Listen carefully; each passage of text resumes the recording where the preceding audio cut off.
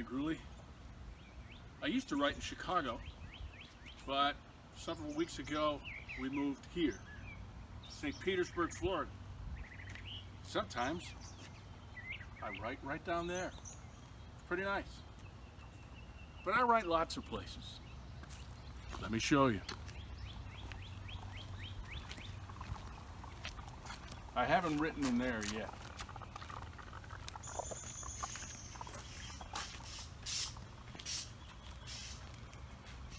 Come on in.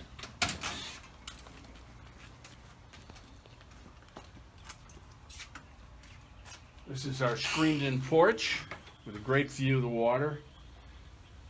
We're not far from Tampa Bay here on a canal.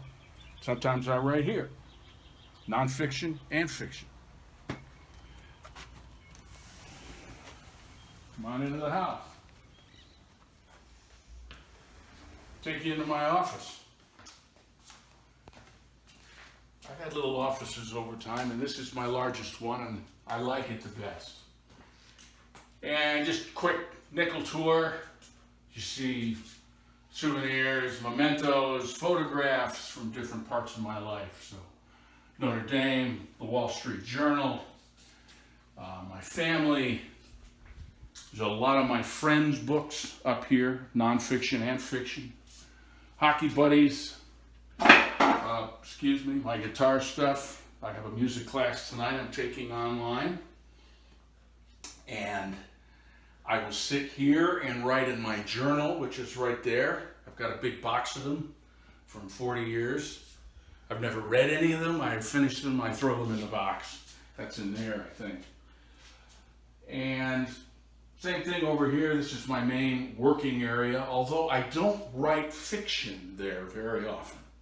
I'll do nonfiction there, and I'll do it outside.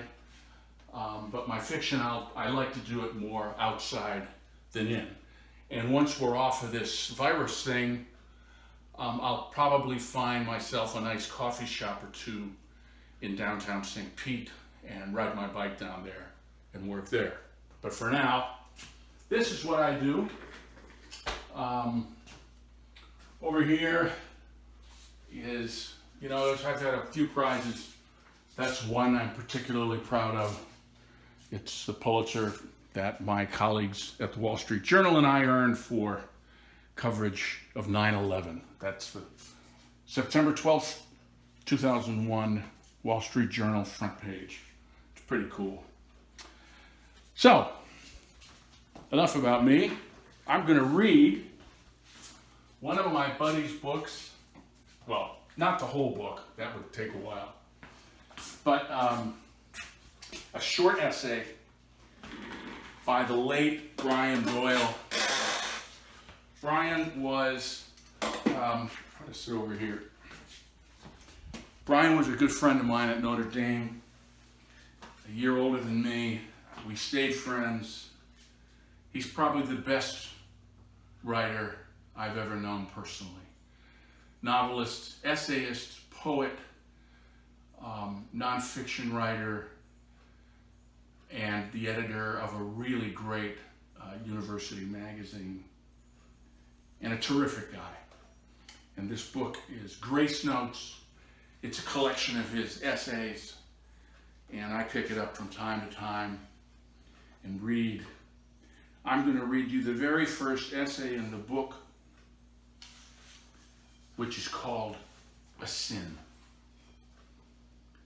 Committed a sin yesterday in the hallway at noon. I roared at my son.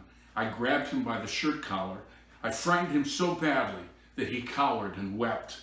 And when he turned to run, I grabbed him by the arm so roughly that he flinched.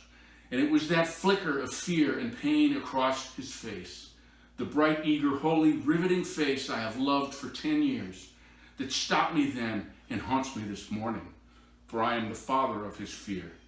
I sent it snarling into his heart, and I can never get it out now, which torments me.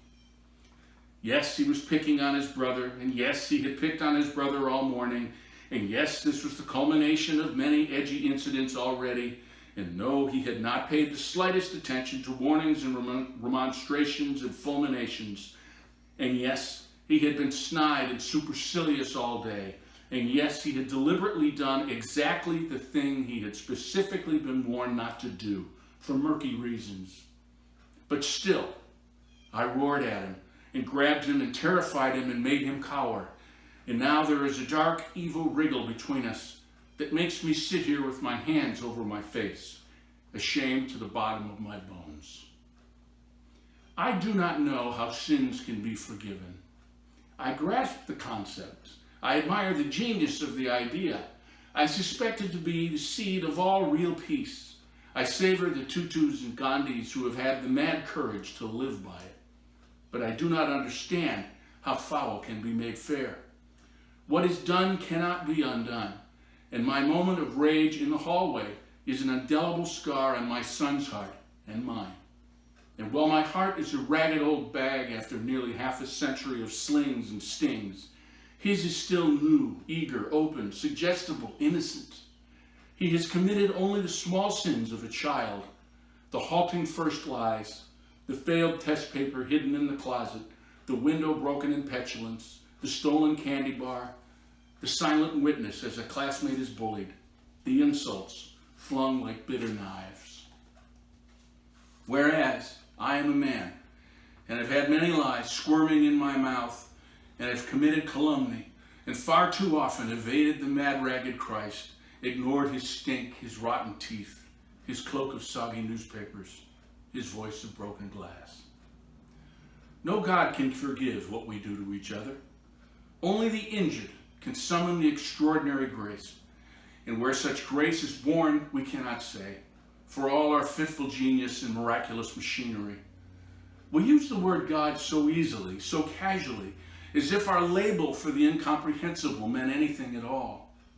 And we forget all too easily that the wriggle of holy is born only through the stammer and stumble of us, who are always children. So we turn again and again to one another and bow and ask forgiveness and mill what mercy we can muster from the muddle of our hearts. The instant I let go of my son's sinewy arm in the hallway, he sprinted away and slammed the door and flew off the porch and ran down the street, and I stood there, simmering in shame.